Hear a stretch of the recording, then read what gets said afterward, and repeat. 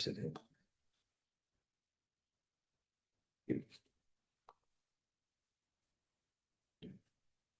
Okay. I'd like to call this library board meeting to order, 9 a.m. on January the 14th, and it is 2026 now, folks. So welcome to a new year. I hope everyone had a wonderful holiday season.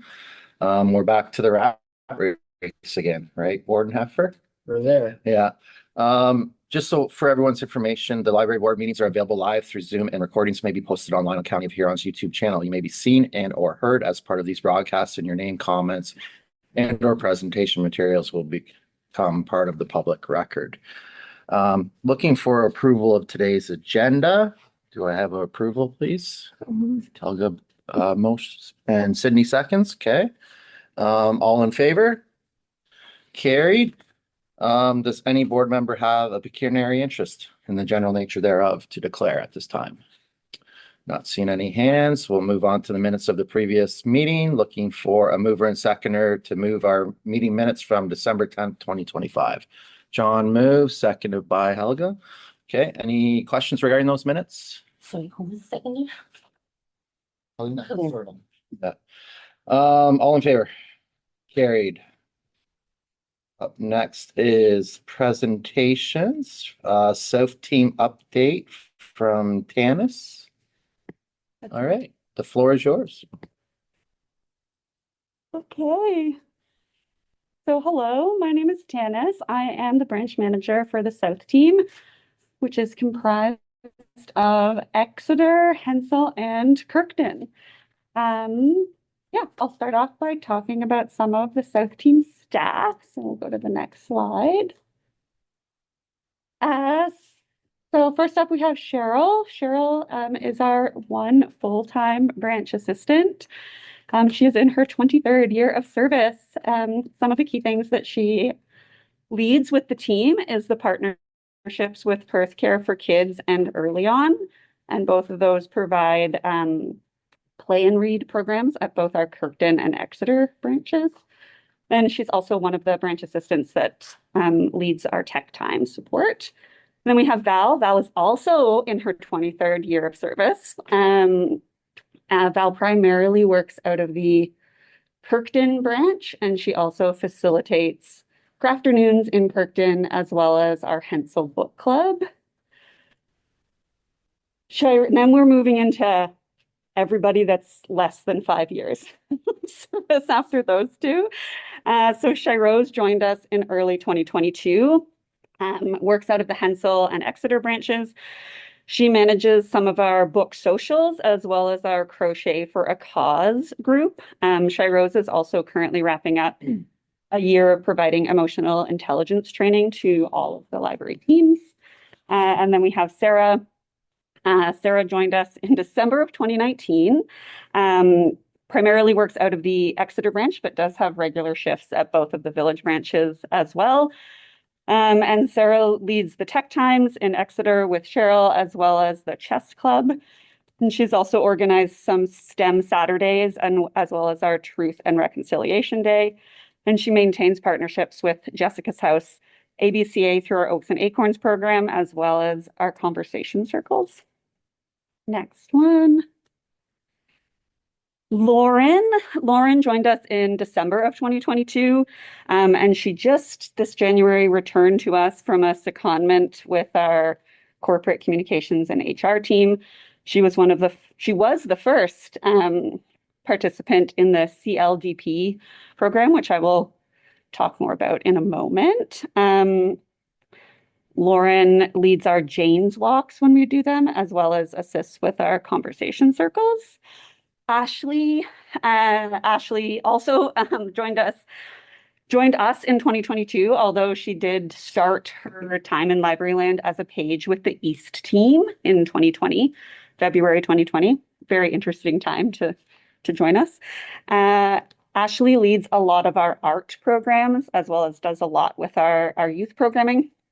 Ashley is currently away until May, pursuing a first-year program at Sheridan College. So we're excited to have her back in May to hear all that she's learned. And then we have Angela. Angela is a relief staff that started in 2019, however, covering both Lauren and Ashley's leaves. Angela has joined our team as a branch assistant, so it's great to have been able to have consistency with one staff member covering those leaves. Um, and then we have Abby. Abby is also a relief staff who primarily reliefs in Exeter. Abby, I had to ask Jenny. Abby also started as a page. We're not exactly sure when, 2017 or 2018, but officially joined us as a relief staff in 2022.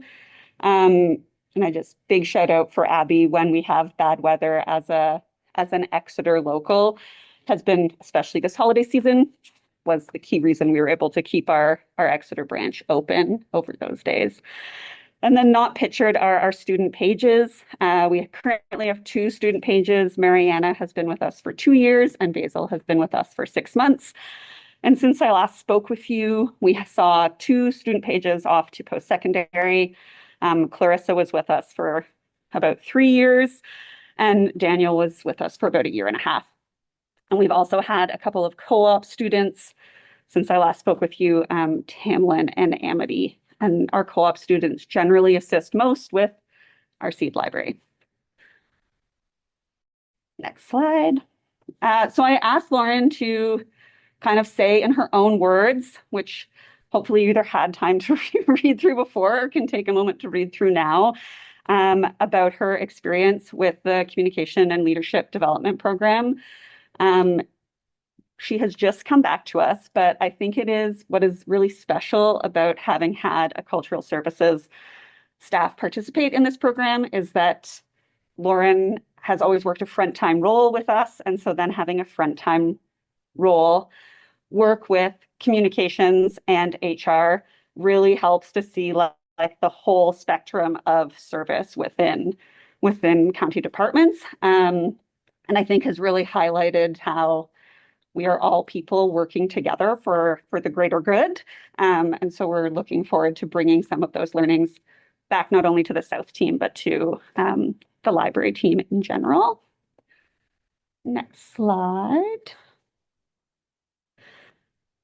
So I'm going to just touch lightly on our Hensel and Kirkton branches as those are village branches, and then we'll dive into some of the partnerships and programming that happen primarily in Exeter. I just wanted to highlight that I looked over the last time I spoke with you was in January of 2024, so about 2 years ago. And at that time, what we were looking ahead to working on was maintaining our community partnerships, specifically to support our programming, as well as for looking for ways for staff to engage in community outreach. And we were also looking to build out a monthly schedule of our programming initiatives that really focused on building connections. And so hopefully, as you look at what is happening in each of the branches, it was nice for me to be able to reflect and see that I really think we accomplished the things we set out to do 2 years ago. So Hensel, another thing that we were looking at to do for Hensel was to look into updates for the Hensel branch. And we are still doing that. And Hensel is slated to have its safety audit in our assessment in this coming year, 2026, and that'll be followed by a space audit, I think in 2027, in the near future. And the one thing I would like to highlight from the notes that I gave you guys there is that this past year, Hensel has seen its highest circulation since 2019, which is really wonderful. All of the branches had kind of their own pace in coming back from our closures in 2020 and 2021. Hensel was slow to do that, but yeah, we finally saw that really turn a corner this year and have our highest numbers since pre-pandemic. So that was wonderful. And next slide.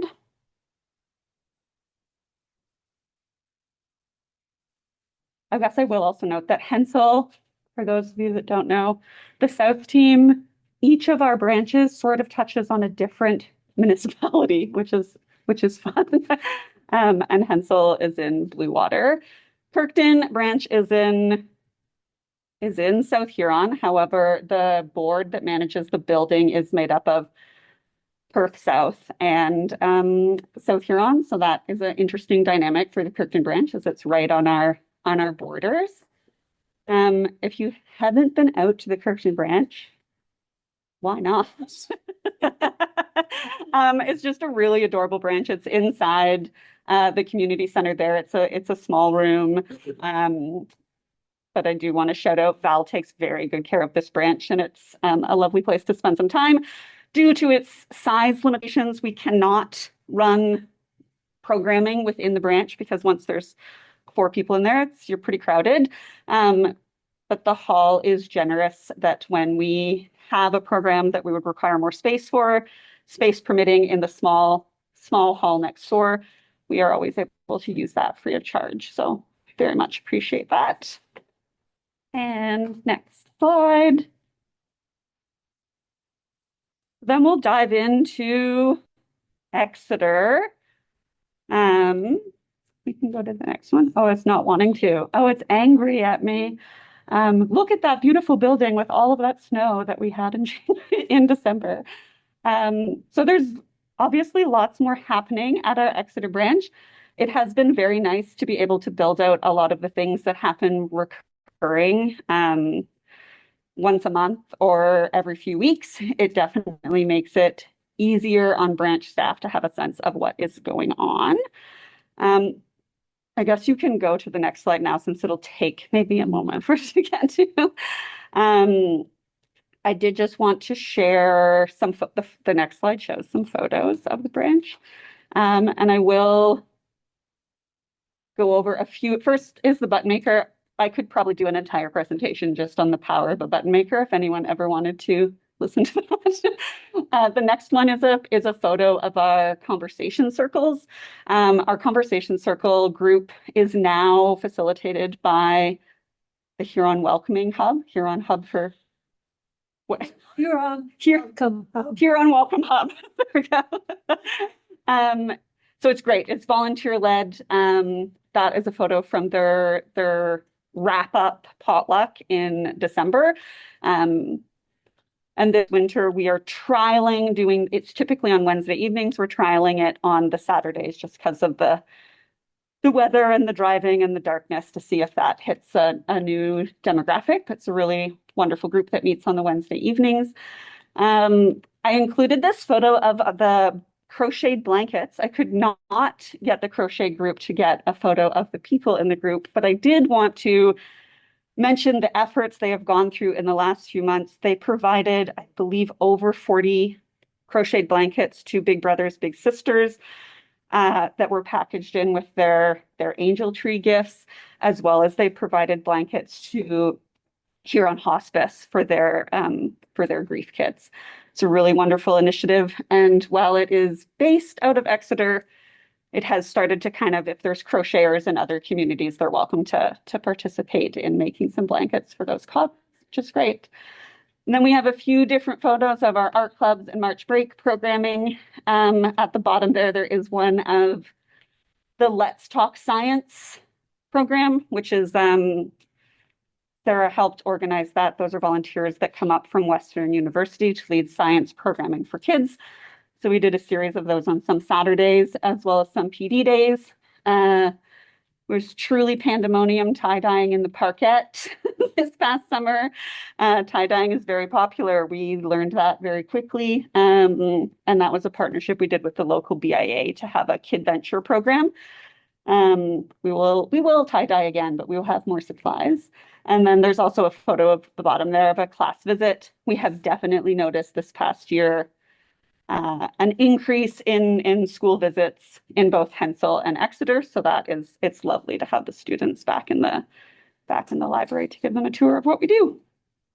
So we can go to the next slide. I'm going to jump into some of our partnerships. This is really testing my ability to ad lib and prepare as it waits to change. Partnerships are really the foundation of, oh no, I don't have partnerships. I have Exeter branch updates. Okay. Also, the last time that we spoke, one of our last things we had to do was finish up changing over our blue room into a space that was primarily focused on youth programming space, youth hangout space, while maintaining its ability to stay a programming and meeting space if needed. In the next few months, we will be purchasing the furniture for this space through conversations with the youth that use it. The mural that you're looking at there was a partnership that we had with the high school in Exeter. So the grade 12 art class did that as part of their year-end or semester-end project. That was last January, when I think they had over half of the days as snow days. So they were able to design the mural for us and get most of it underway. And then Ashley, our branch assistant, helped out with putting some of the finishing touches. And we still have a few more finishing touches to put on it, but it definitely changed the energy of the space. It's a lot more bright, and it's really nice to see the students feel a sense of ownership of like, my class worked on this, or I know someone who helped with this mural. And it's a nice visual signal that the space belongs to them. I won't go into detail about the changes that we made because they're up there. I will just highlight that recently we have set the room aside specifically for youth for after 3 p.m. on weekdays and Saturdays when at all possible, especially the weekdays, so that after school youth can come to the library and they know that this room is set aside for them to use. And they have definitely started to use it for some more self-directed programming. And I think the one that I enjoy the most is they've started their own D&D group and campaign. So we had hired a facilitator to lead them through D&D for the last few years. So it's nice that they've developed the confidence that they don't need us to do that. They can run it on their own, which is very fun. So now we will go to the next slide and I will dig into partnerships. I do really want to stress today that we're able to do so much in our team because of the great partnerships that we have. In no way am I able to cover all of our partnerships today. I chose to highlight some that are unique to the South team. So the ones that I did not mention, I'll get to the next time that I talk to you guys. We have started a partnership with Service Canada, which means that Service Canada has an outreach site at the Exeter branch every Tuesday from 10 to 3. They are incredibly reliable. It is a fabulous partnership. Unless it is a federal holiday, they are at the branch, truly rain, shine, or snow squall. We've never had a cancellation. It is the only day of the week where we have a lineup at the library in the morning. And they always make sure they get through all of the people that visit. And the thing I would like to highlight here is that an unexpected part of this partnership is how many new people it has brought to the library. As people are searching out where the Service Canada location is, they wander into the library and they're like, oh, I've never been in here before. So it is sort of nice that while they're waiting for that service, they can check out what we have to offer. So that has been a nice silver lining to this already wonderful partnership. So we can go to the next slide. I will take a sip of water while it takes some time to load. So the next one I wanted to highlight is our partnership with Jessica's House. As I mentioned earlier, it is our branch assistant, Sarah, that maintains this partnership. So Jessica's House does an annual hike for hospice, and we have a storytime trail that is on a path that is used for hike for hospice. So that is sort of where this partnership was born. And how it works each year is that Sarah attends partners with a local school, a specific class at a local school, and attends with a grief counselor. And they work with the class to develop a legacy story on a different person who has used Jessica's House. So the first legacy story they did was Jessica. And the way that they build those stories out with the class is they ask the family to supply a list of that individual's 10 favorite things. And then that helps the students make the the stories that we then put up on the Storytime Trail. So people can walk that while they're doing Hike for a Hospice, but we usually also have that up on the Storytime Trail for the month of April. So it's a really lovely, lovely partnership. Yeah, and if you know of any schools in South Huron that would like to participate this year, please let us know. So we'll go to the next slide. Next up, we do have the Asaba Bayfield Conservation Authority.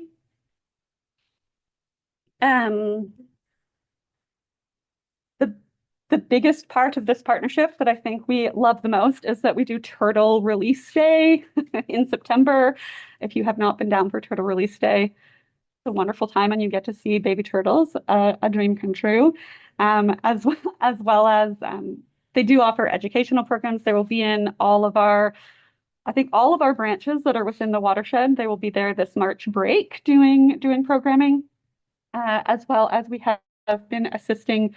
Partnership between ABCA, the library, and Early On has been running the Oaks and Acorns program, which is for little ones and caregivers to spend some time out in the woods. And the library staff do the story part of that program. So we can go to the next slide.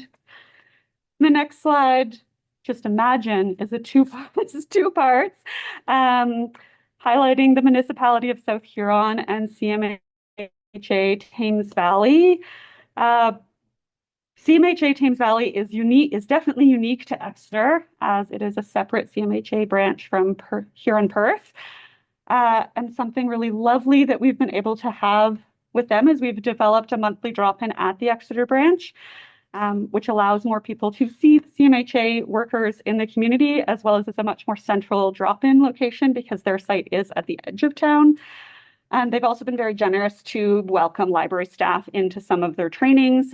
Specifically, some of us did a workshop to help us better understand addictions, which has been very helpful when dealing with that population. Like, knowledge is power. So now that we understand more what people are going through, it helps us just provide better service. And the municipality that we work closest with is South Huron, as Exeter is in South Huron, and also we do share a building. We are right across the hall from each other.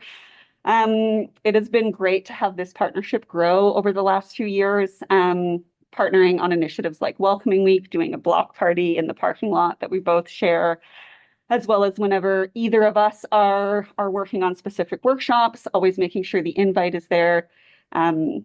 We sent our student pages and many of our youth out on the Youth Tourism Experience Day, which was a fabulous experience where they got to explore the different things that are available in their own backyard. And they also help us set up a lot of our outreach at different sites. And that photo there was a very cute table that was at our Welcoming Week block party, where people wrote different messages that would make people feel welcome in their community. And next up, went fast this time, is our partnership with the Cultural Collective. Another instrumental partnership in terms of our programming. They help us with our board game cafe, but the biggest thank you for them is they provide all of the tech equipment as well as maintaining the tech equipment for the after hours nights that we've done. And those would not be possible without the microphone and the speaker and a very willing volunteer to keep the karaoke queue respected. So we'll pop on to the next one. The next partnership that I was going to highlight with you today, the next and last, is the Well Youth Hub. Hopefully everyone here has heard of the work that the Well is doing in our communities. We were very lucky that we got to watch that unfold firsthand in the Exeter branch, as they started doing youth drop-in in our Blue Room before they outgrew that space and now have moved across the street. But it is great, as like the youth that they see is very similar to the youth that we see. So we get to hear firsthand from young people about how impactful having multiple spaces in their community is for them. And it also being able to see The photo there is just what they had up on the walls of the Blue Room for the first few months that they were getting started. So it's been really great to see how they really are leaders in co-designing youth programming. And I think that was a nice example for branch staff to witness that we really just have to listen to what youth want. They will tell us, and it's not actually that complicated to be able to provide that programming for them. And going forward, now that they are across the street, we will look into offering some drop-in programming at their site so we can still stay connected to some of those youth, as well as if there's youth that are using that space but aren't familiar with the library, they can get familiar with branch staff. Next up. So I'm going to mention a few of our kind of special events type programming. So I think this might be the most fun thing that we've done. We've done a series of after hours tween nights. We did one in February, and then we did one in November and one in December. Could not be possible without our partnerships, to have a variety of adults working different stations. But we set it up that it's usually based around either like an open mic or a karaoke. People can sign up to perform. But then there are also, as you can see, there's like craft stations around the branch. So they can do journal decorating or bracelet making, what have you. We transformed the circulation desk into a library cafe. They receive drink tickets when they arrive, so they can come up and choose from our menu of drink options that we have provided for them. And some of the photos at the bottom, the first one that we did was focused on mental health, although they're all sort of focused on mental health because they're bringing people together. But we had an art show where youth submitted pieces that spoke to their mental health journeys, which was really beautiful and nice. And we hope to continue doing these. I think the last two I had 40 10 to 18-year-olds singing karaoke for 3 hours. So they're well attended. They're very fun. And yeah, big thank you to all of the people that help us run those. I think that also the biggest. It's hard to know if they like singing or through singing. So that also really motivates them to stay participating. And then we do a raffle at the end. So next up, I was just going to briefly touch on Jane's Walks. As I mentioned previously, Lauren did a Jane's Walk focused on wellness and forest bathing last May. And this is with the Cultural Office with Ali Brenner.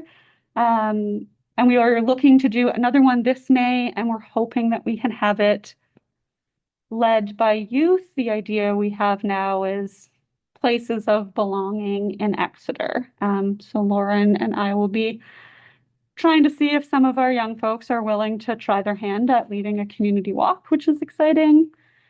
The next slide highlights our Truth and Reconciliation Day event that we did September 2024. Branch assistant Sarah organized this day. It was wonderful. We had Christy White was the author that came. So she read a story, and then in the story there is a dancer. So we got to surprise the children that were there as the story really came to life. And we did have a dancer attend. Sarah also worked to make sure that Christy's stories were formatted so that we can also have them up on our Storytime Trail in Exeter. So yeah, it was a wonderful day, and we had nice weather. It's always a win-win when that happens. CD Saturdays and the Seed Library, the Exeter branch maintains the Seed Library. This past Saturday, we had 14 volunteers package 1,000 packages of native seeds. So those will be up on the Seed Library soon. And we'll be doing another one of those seed packaging work bees in February. Having the volunteers come together to work on that is a nice community builder. And it also really takes care of the labor part of keeping the Seed Library maintained. So that has worked out really nicely. Soon you will have Seedy Saturdays at a variety of branches in coming up in April, May. And then next was the Pride Art Show. This was a partnership with the Cultural Office. It came out of conversations about how most Pride activities that happen are centered in Goderich, and there wasn't much happening at the south end of the county. That's also why we went with the title We Have Always Been Here, highlighting that queer people exist in all of our communities. It was nice to give that visibility in the branch space, both for the general community, but I will say specifically for the young people that use our branch, for them to see themselves reflected in the artwork on the walls. This was supported through funding from the Sunset Community Foundation, and Ali and I are working on doing this again this coming June, which is great. And I think the success of working with Ali on this art show also led to having some other art workshops at the Exeter branch with the Main Street Arts Festival in September. So it's nice when you try something and the partnership works out well that you can do a few more things. And then finally, the next slide, I just wanted to touch on some of our outreach. We've been having a lot of success with doing our outreach. Just not too complicated. We just set up a table about what the library is about, give away some buttons, ask for feedback. Always have people in shock about some level of service that we have, whether it be the hubs or the snowshoes or a telescope. We do have so much on offer that it's nice to be out in the community and connect with people and see them learn about all the things that the library has to offer that they might not have noticed before. Just for your viewing pleasure, I did include a photo of the baby turtles, just to once again encourage you to come to Turtle Release Day. And a really nice thing that we have been doing with the outreach at the local high school is we'll have a sheet of paper that just has a different question every week that we're there. They can answer the question in exchange for candy. But it's really nice to see the feedback that we get from such a simple outreach tool of just answer one question. And then, so we're hoping to continue to do that through this year, which is wonderful. And then looking ahead, these are the things that we will be, yes, please appreciate the rocks. Those were in the take-home bags that we did for our after-hours night. They're very cute. We're hoping to continue to working on our outreach. We're going to continue to offer the after-hours nights. We're wrapping up furnishing the teen space, the space and safety audits for Hensel, as well as the Exeter branch did receive a bit of funding from the Canada Post Community Foundation for a sensory space. So we will be doing some purchasing to enhance our sensory offerings at the Exeter branch. And so hopefully in 2 years' time when I'm back here, I can say we did all of those things. And that's everything. I think the next slide is just a nice photo of Willis the Wonder Squirrel and Bob the Book, which was supposed to be an outdoor program, but it was in a heat wave. So huge shout out to Angela and Carolyn for wearing mascot costumes in a heat wave. And yeah, that's everything. Okay, thank you, Tana. That's a lot of information there. A lot of good things happening as well. So I'll open it up for any questions from board members. Sydney. Not a question, but just want to say fantastic presentation, Tanis. Very in-depth. I really enjoyed hearing about everything that the South team is doing. I am always in awe every time we get these branch updates about all of the programs and resources that are being offered by the Huron County Libraries. But I really want to compliment you and your team specifically on the very strong partnerships that you seem to have developed within the community. That's really interesting to see the well and the cultural hub and whatnot, and see how that's making such an impact beyond just what people think of books and movies being available at the library. So fantastic work. Thank you. Okay, Thank you, Sydney. I will mention about the Youth Well Hub. I do sit on the cabinet and we have monthly meetings and we're hearing a lot of good things about Exeter and South Huron, what's going on there, or the attendance is increasing. Yes. Which isn't a bad thing. It's something being provided to the youth and it's important to have that. So Absolutely. yeah, for sure. Any other questions? Tanis, great partnerships. But I was just wondering, can you give me an example on the Service Canada? Just what I know what Service Ontario does. Service Canada is more immigration because it looked like tables set up with One forms. thing they do is immigration, because immigration is through a different branch. But they will help you with anything related to, like, maybe you need a new SIN card. Maybe you need your passport renewed, as well as anything to do with employment insurance. I think those are the main ones that we see people coming in for. The passport renewal part is excellent because you do not have to, otherwise you would have to drive to Stratford or Strathroy or London. So it's a nice offering to keep it close. But it's a lot of the unemployment insurance. Some of the, if people need assistance with their pensions, it's another reason we see people coming in. Oh, I'm impressed. That's a pretty. It's wonderful Yeah. that they're able to offer that outreach. Any other branches doing that or just Exeter? Just Exeter. We would like for it to be able to be further, but there are limitations on what they can offer. So Well, thanks for explaining Yeah. that. That helps.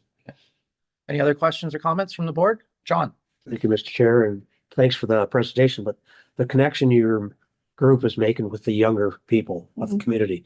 Not every child is associated to sports or anything else, but their connection coming to the library and what's there to offer and the team that works with them. That's great. thank you. Good to hear. Yes. Any other questions or comments? Helena? I see you're doing lots of good work, lots of great accomplishments and partnerships. What do you hope to achieve in the next year or two before we see you again? What will we hear? I think outside of the looking ahead pieces, one thing that we are working on that I didn't include is now that we have developed these relationships with young people in our space and have been listening to them to provide programming, we've started to have some conversations about what it would look like if they were running the programming themselves, which did sort of happen organically with the D&D.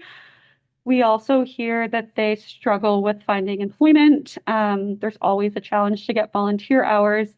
So we're looking at a way that we can, over the next year, offer some of our facilitation dollars towards young people themselves. So they would work with branch staff to develop a program or a workshop.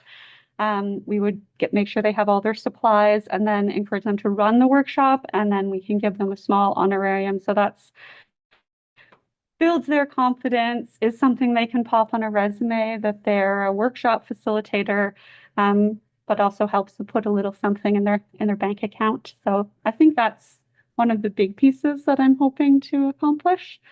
Yeah. Okay, thank you. Okay, if there are no more questions or comments, I will go to the recommended motion that Huron County Library Board receives the presentation as presented for information. Do I have a mover and seconder, please? Moved by Helena, seconded by Nick. Okay, all in favor? Carried. Thank you. Next on the agenda is board member comments. Do any board members have any comments at this time? Helena? Yeah.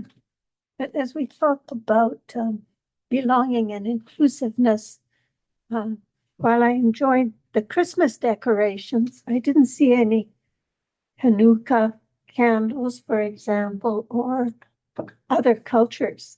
So it'd be nice to be more inclusive when we decorate our branches for holidays or events. Okay, thank you. I see Beth is making some notes right now, so, okay. Any other board member comments? Okay, I'll move on to reports from library staff. So first report is Library Board Legacy Document presented by Beth Frumble. Thank you. Through you, Mr. Chair. Well, it somewhat feels hard to imagine that at the end of this year, we will be seeing a turnover in our library board members. So in preparation for that and to ensure strong continuity from one strong board to another, I'd like to start the process of developing a legacy document so that we can communicate in one document clearly kind of some of the challenges we face, some of the accomplishments as a board that have been achieved. And this worked well last term through just a series of monthly kind of anonymous survey questions that board members can complete that I then compile into one document. And the timeline for that is all outlined in the report. So if the board is agreeable to that, your participation in those survey questions is very much appreciated and adds to the value of the document. Okay, thank you, Beth. Is there any questions for Beth at this time regarding this? Not seeing any hands. Okay, I'll go to the recommended motion that Huron County Library Board accepts the report as presented for information, and further that the library board members contribute to the library board legacy document over the coming months. Do I have a mover and seconder, please? Sydney moves, seconded by Nick. Thank you. Any questions? All in favor? Carried. Thank you. Up next is the 2024 Ontario Public Library Statistics. Beth Rumble, please. Thank you. Through you, Mr. Chair. So these statistics are based on annual reporting that all libraries across Ontario do, whether it's through our annual survey week or statistics that we pull from the course of the year. So just a reminder that they do lag a little bit. So these are from 2024, which is now a bit over at least a year ago. This is just a selection of the statistics that are available, and the full statistics, if you would like to see them, are available on the website that's linked in the report for your information. Just a note that I am looking at doing more regular kind of KPI type updates and tracking for the board. Obviously, if that comes to fruition, the board will be consulted on what they would like to see and what format that would take. But it is something that I was thinking of just to be more timely than looking at numbers from 2024, that we can be looking at numbers that are more reflective of the current time. Any questions I'm happy to respond to. Okay. Any questions? Helena? Did any of the numbers surprise you?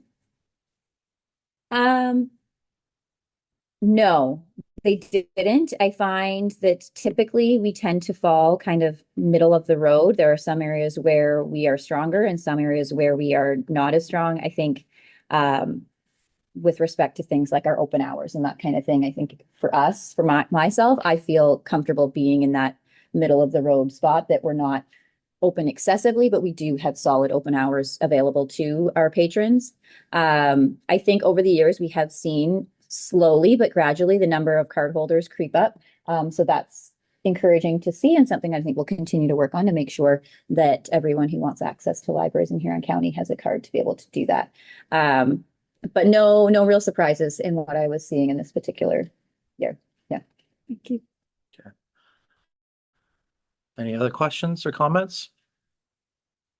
Okay, I'll go to the recommended motion that Huron County Library Board receives the report as presented for information. Do I have a mover and seconder, please? John moves, seconded by Helena. All in favor? Carried. Up next is the Goderich fundraising project. Beth, please. Thank you. Through you, Mr. Chair. This report is being presented to the library board today so that we can get clear direction on how the board would like us to proceed on this particular proposed project. As a reminder that there was an initial report, as well as at our most recent meeting, a follow-up, a presentation from Dr. Tiffany Kittmer, as well as a follow-up report from staff providing further information to board members. Okay, so yeah, we do need some direction here for Beth to move forward. So looking for comments or questions at this time. Helena? I think that this has potential to be very useful, but we have to have a very clear agreement that the library has the final say on how the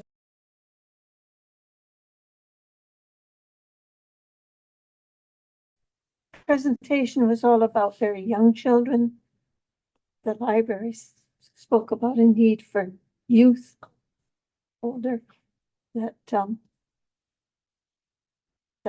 library priorities have to be the driving force. Right. So in Tiffany's presentation, it was directed towards things for younger individuals. I also agree with the comments that Helena's made, but you know, if the money was going to go towards something else, I think there would be a little bit of a conflict with what Tiffany's hopes were, right? So there has to be a conversation where we're both aligned. The library and Tiffany are aligned. If they're not aligned, then it's hard to move anything forward, right? Because if she's going to be the one fundraising the money, I think her expectations will be, you know, not telling them what materials to buy, but where the money should be directed, right? So, any other comments about this, Nick?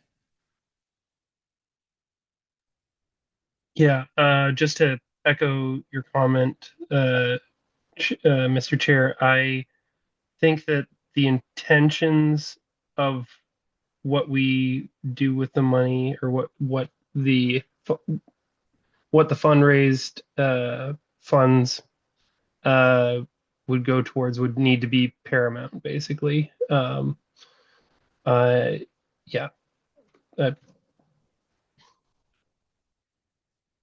think, yeah, end of comment.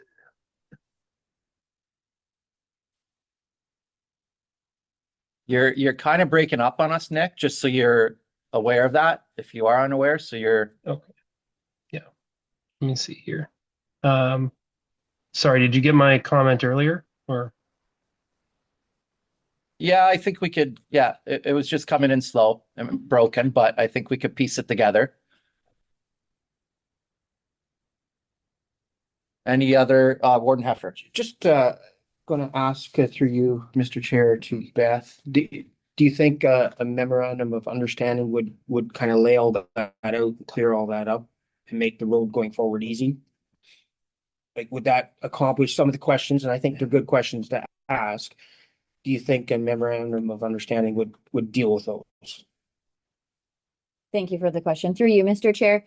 I think it would, and it's definitely something that if we move forward, I would absolutely want in place. I think it would also be helpful if in the motion that the board indicates to proceed with a fundraising, oh, sorry, I'm looking at the wrong motion.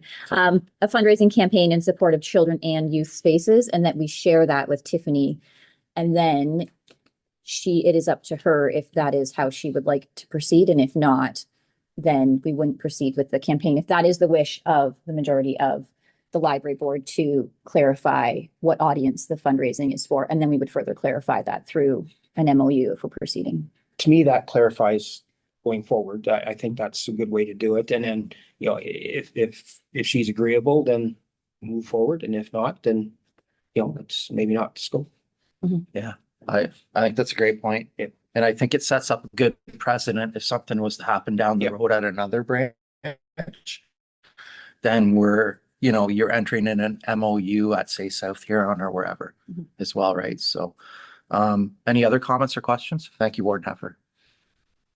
Just that I agree with the warden's comments. That's a great suggestion moving forward. Okay. To connect with the program that she wants to set up here in Goderich. A great tie-in. Yeah. Great. Yeah. It's hard to say no one that's very passionate actually took the time to come to one of our board meetings and also present and willing to raise the money, right? So yeah, I definitely don't want to say no, but I definitely want to have something in place like an MOU, I think is the way to go. So in regards to the motion then, Can we, yeah, so go ahead, Alina. can we change it so approves proceeding with an MOU for a local fundraising campaign? Yeah, okay. So I'm just trying to write this in here. So if approves proceeding with MOU For et cetera. for a local, okay. All right, I'm gonna read it. Let me know if this sounds okay with everyone.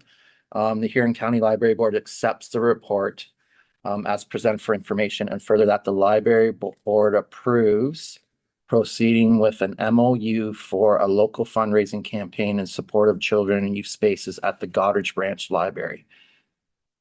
Does that sound okay? Do I have a mover to that? Alina moves, seconded by Warden Heffer. Any questions regarding that motion? Not seeing any hands. Okay. All in favor? Approved. Thank you. Good work. That was quicker than I thought.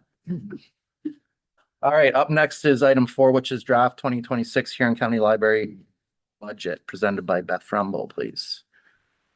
Thank you. Through you, Mr. Chair, just as a reminder that information surrounding the 2026 budget for the Huron County Library was presented to board members at our last meeting in December. I am again happy to respond to any questions that board members may have. With respect to process, if the library board does decide to go ahead with approval at this meeting, it would then be brought forward and require county council's approval to be finally approved. Okay, any questions, comments?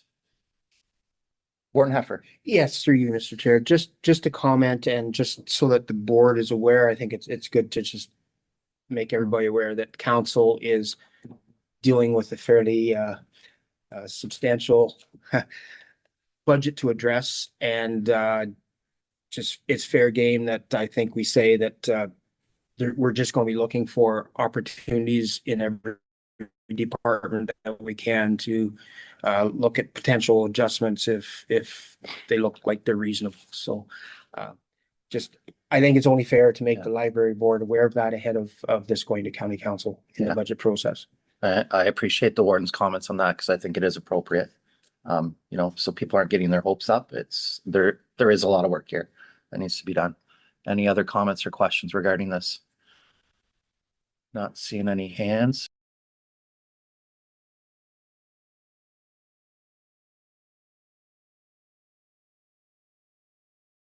Budget be approved as presented. And further that the Huron County Library Board recommends that the Council of the County of Huron approves the Huron County Library Board as presented. Do I have a mover and seconder to that, please? Moved by Sydney, seconded by, I'm going to get Jane. Are you good with being the seconder, Jane? She can hear us. Maybe she can't hear us. Yeah. Okay, we'll look for another seconder. I just wanted to get her on the docket. Next seconds. Okay. All in favor? Yeah. I think she's frozen. She was having connectivity issues earlier. Okay. We also have issues with the. I didn't even notice her until Oh. probably 10 minutes. So anyways, I felt bad for that. Monthly update, November 2025, presented by Jenny. Thank you. Through you, Mr. Chair. Yeah, a few things to note with the monthly update. Just a couple of things. You'll see a lot of that teen programming, the youth programming, many of which were mentioned already by Tanis. She also had mentioned seeing an increase in class visits. We have seen that across the county. It seems that was another one of the things that seemed slow to recover after COVID. And we're kind of getting back to those visits from the schools that we were seeing pre-pandemic. But yeah, things like Rocket League that our youth programmer has been offering, which is more of that gaming, the after hours events, like the karaoke that Tanis had mentioned, a lot of Nerf gun events, things like that. One thing I'd like to note, you may or may not have noticed it. There was a campaign for our online newsletter, and the campaign increased that subscribership by about 81 people. But if you notice in the statistics, it was only up by 13. That was just a difference in the beginning of the month when the stats are given versus at the end of the month. So at the beginning of the month, there was an increase in 13. By the end of the month, when that campaign had happened, that was where the increase in 81. So you would see those numbers in the next report. Just in case anybody was noticing that. And then we do have some after hours events that did not make it in time to get into the agenda. But I would like to mention to you because they will have happened by the time you meet next in March. So some of the after hours things are the beer and books that occurs in Blythe, Brussels, actually a few branches have some book clubs that occur outside of hours. Nerf nights, as I mentioned, a karaoke night that's happening in Clinton, and a Freedom to Read trivia night that will be taking place in Goderich after hours. So I just wanted to bring that to your attention. You will see it in the the agenda or a report in the agenda in March. But to bring those to your attention that they're happening now. Thank you. Regarding those after hour events, what seems to be the most popular, like the ones that you've been able to host so far? Those Nerf nights are awfully popular. The chance for kids to run around, Yeah. are really good. But then, as Tanis mentioned too, I think the numbers are continuing to increase for those karaoke and open mic nights as well. They're starting to gain momentum, and we're seeing youth start to travel to do that. In fact, Tanis and I were talking. It wouldn't be surprising if when that Clinton one happens, youth from South Huron will travel up to Clinton to get to those. So yeah, we're excited to start to see like word is getting out, and I think as Helena had mentioned, it's hitting a different demographic than some of the sports and things like it's providing space for some youth that aren't involved in hockey or and they're maybe not feeling like they have a space. These after hours events are hitting a group that are struggling to know what to do in the evenings in Huron County. I love it because the fact of if you're a hockey player, you're traveling to other arenas with your team, right? So hearing what you just said about possibly some students from some youth from Clinton going to South Huron or vice versa, South Huron going, I think it's great, right? That they're, be able to do that. And that's how you connect with new people as well. So thanks for sharing that. Any other questions or comments for Jenny? Not seeing any hands. Okay, I'll move to the recommended motion that Huron County Library Board receives a report November 2025 as presented for information. Do I have a mover, please? Moved by John, seconded by Sydney. Yeah. Everyone's battling to be the seconder. All in favor. Policy review, there is none. Item 9 is correspondence. So there is a correspondence on there. Is there any questions or comments regarding that correspondence that was sent? Beth, did you have any just preamble regarding it? Through you, Mr. Chair, I can just provide a bit of an update that was something that arose and through some of the advocacy arms that we have access to through Federation of Ontario Public Libraries, Ontario Library Association. We were quickly able to turn around a letter to our local MP, and it was lovely to receive a response. Parliament doesn't sit again until January 26th. So at this point, we don't have an update on where they're at in discussions about addressing some of the current concerns that have been shared through the advocacy that they've been receiving through multiple agencies. Okay, thank you for that. Any questions or comments? Seen any hands? Okay, move to the recommended motion that the library board accepts correspondence not specifically dealt with for information. Do I have a mover? Warden Heffer moves, seconded by Helena. All in favor? Carried. Next is financial statements for the month ending November 30th, 2025. Any questions regarding the financial statements? Okay, I'll go to the recommended motion that the library board receives financial statements for the month ending November 30th, 2025 as presented for information. Do I have a mover? Moved by Sydney, seconded by Jane. Gotcha. Yeah. All right. All in favor? Carried. We don't have a close to the public session. Next meeting is on Wednesday, March 11th, 2026 at 9 a.m. Look forward to seeing everyone then. And up next on the docket is adjournment. So Huron County Library Board meeting adjourned at 9:59 a.m. That is moved by Warden Heffer, seconded by Helena. All in favor? Carried. Thank you. Good meeting, everyone. Nice to see you, Nick. Nice to see you, Jane. Likewise. Take care of yourselves, everyone.